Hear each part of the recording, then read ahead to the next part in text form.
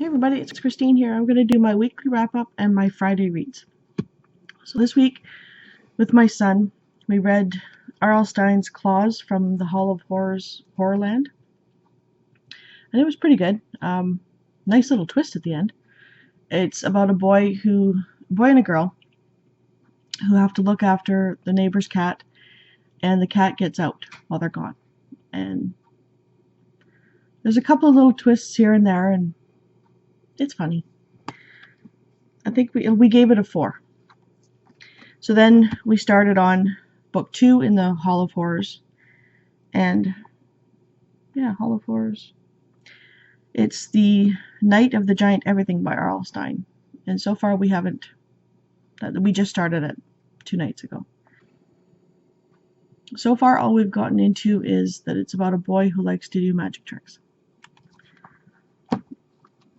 And what I read last week, while I've been reading and finally finished, was It by Stephen King.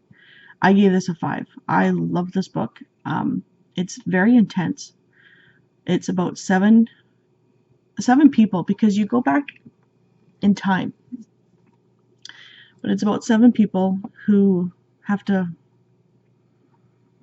deal with this problem in the city. And then they have to come back as adults.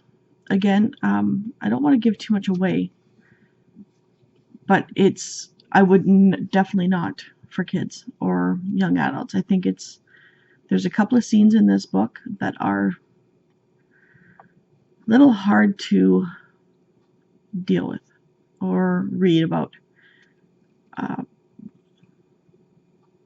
Yeah, very, very intense, but very worth it. It is quite thick. It's 1,090 pages, something like that. And of course, Stephen King's books are very small writing. So yeah, definitely check this one out. It does go back, like I said, it goes back and forth from 1957, 58 to 1984, 85. I didn't like the ending, or how it ended. And I can't really say much more than that. So if you like Stephen King, definitely pick it up. Then I read Ghosts of Titanic by Julie Lawson. I don't know if necessarily this is a Canadian book, but it takes place in Canada. It's about a boy and his family who inherit a house in Nova Scotia, and they live in Victoria, BC.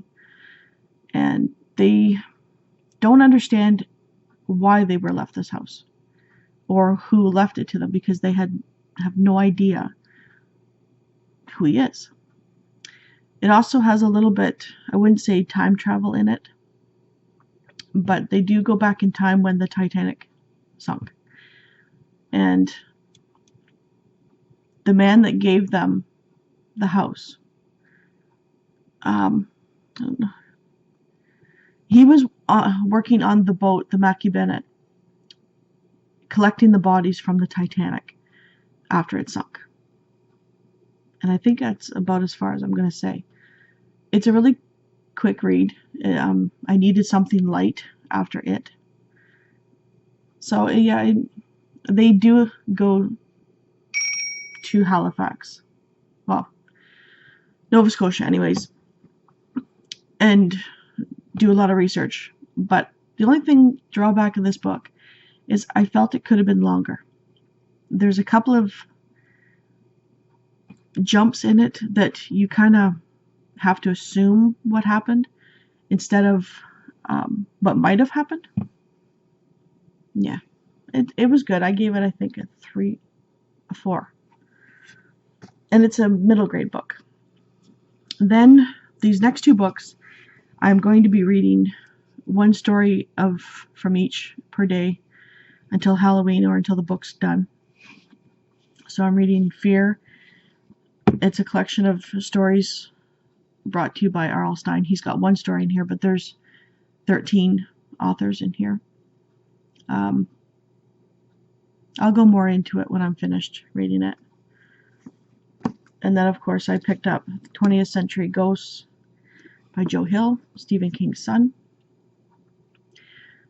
I have to tell you, the first one was creepy. I don't get creeped out. I really don't get creeped out a whole lot. I found the first one was a little creepy.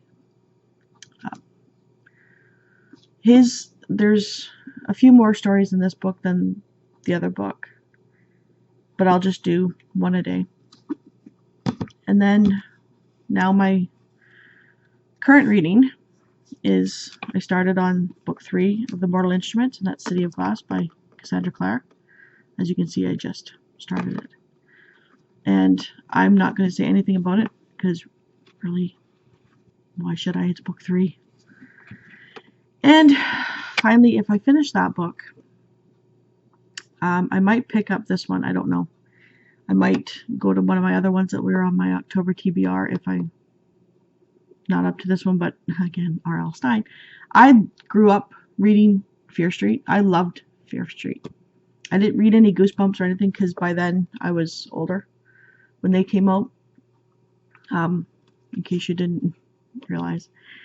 But I like his style of writing. It's easy, it's quick, it's funny, even though it's supposed to be creepy, but it's funny. So I'm going to pick up A Midsummer Night's Scream. And I don't know too much about it. It's R.L. Stine, it's Halloween, it's spooky. What more could you want? And I think that's it. Next week I should be having a book haul for you. I do have a small haul of a couple books, but I'm getting an order from Book Outlet, my first one.